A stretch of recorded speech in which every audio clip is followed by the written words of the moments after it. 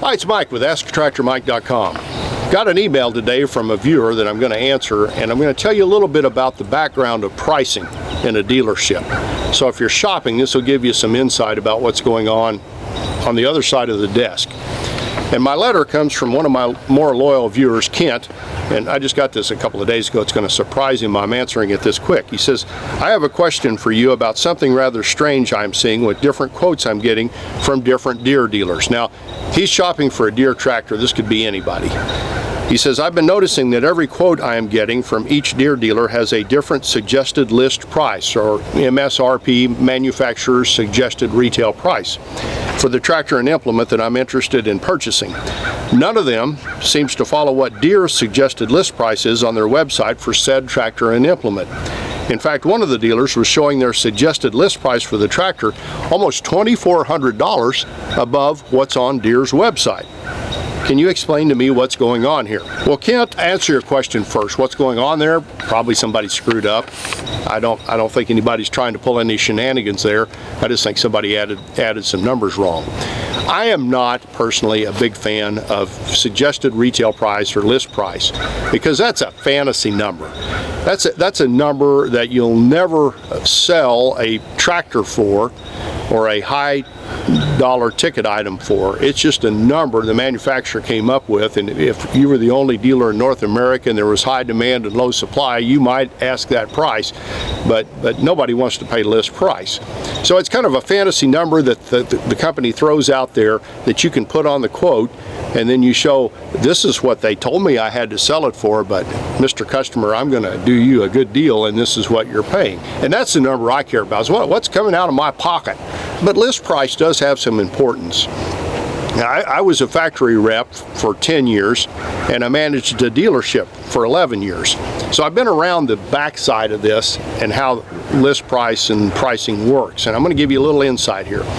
A lot of times when I was in the business, and it may have changed now, but I doubt it. I got out of the business in 2016. That list price had an indication of what your net price would be, or your invoice price would be. And generally there's a percentage that, if you know the list price, there's a percentage that the actual invoice price will be below that. And that number, when I was in the business, if my memory's right, was 23%. So if the list price was $20,000, the invoice price would be 23% below that. But now, knowing invoice price and knowing the actual dealer cost are two wildly different things, and let me explain that. You have your invoice price, and if you ever have a dealer pull a trick on you where they just pull out the invoice and throw it down and say, there's my invoice, what would you pay? And you think, well, I would pay $200 above that, and you make that offer and he takes it, and you're like, wow, he's only making $200. Well, that's not the case. Your invoice price is the price before programs. And every month or every quarter or every couple of days, certain companies change the programs every couple of days, which drove me crazy. They change the programs. And the programs are discounts off the invoice. So if you had the invoice price and you could see the programs that the dealer gets from his manufacturer, they're paying less than the invoice. And that's usually a percentage. It could be just a flat amount. It could be both. And some manufacturers are notoriously bad. I'm going to pick on a couple of people I used to work for. AGCO, which is Massey Ferguson, and New Holland. You guys need to quit changing your programs all the time. Used to drive me insane. Now, I don't think Deere, Kubota, Coyote, Mahindra, Yanmar, who am I forgetting?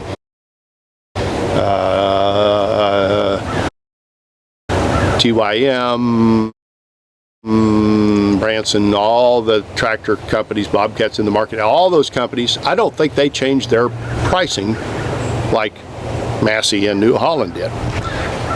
But it could be a big difference, and usually the dealer gets a pretty good discount off of the invoice price, like maybe 8 or 10% or $2,500. So if you knew the invoice price, which is a percentage off of list, you still don't know the cost. And a lot of times, just give you a little background, if you saw the catalog the dealer sees that he opens up and gives you a price, and maybe he does it online now, but they would have the factory code in one column, and that would tell you what your invoice price was. And if your invoice price was going to be $20,000, your factory code would be 00200, and you just had to take the 2 zeros and put on the other end, and you knew what the invoice was going to be, and that's how dealers knew what their cost was going to be. But they have to figure their invoice price out of the catalog, and then what programs come off of that, and those programs change. A lot of times they change monthly or quarterly, but some companies change them, like they'll decide the world's coming to an end, they need to get rid of tractors, and they'll put additional discounts on, and usually those go on and off as the month changes and the quarter changes. So if a dealer tells you this is only good till the end of the month, he's usually telling you right. They may have the same programs next month, but he doesn't know that. Now, one thing I'm going to cover here, it's important for you to know, is financing. And usually financing costs you money, and that's called a cash in lieu. So if you're financing using the manufacturer's low rate program, you don't get the cash in lieu.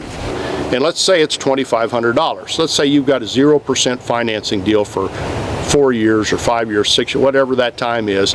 You've got that, and then there will be a cash in lieu, and that's $2,500 maybe. And so you can either have their low rate program or $2,500 cash back. So a lot of people get hooked into buying tractors because there's a low rate program, but you always want to know, what did that cost? What's my cash in lieu? So if you're asking the dealer and he's giving you the price, and he knows you're doing financing, say, what would my cash price be?